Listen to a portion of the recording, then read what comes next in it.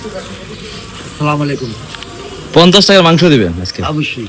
হ্যাঁ অবশ্যই 50 টাকার মাংস সত্যিকার অর্থে বিক্রি করেন তো? অবশ্যই হ্যাঁ অবশ্যই। আমি বিক্রি না আমার ক্যামেরা দেখে বলতেছেন এরকম? না না, বিক্রি করলে কমবে। আমি যেটা বিক্রি করবো সেটাই কমবে।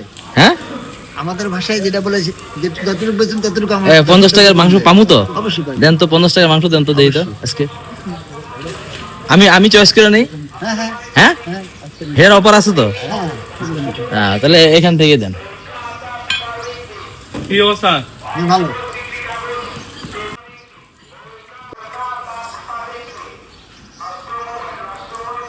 50 টাকার মাংস পাওয়া যাবে ভাই?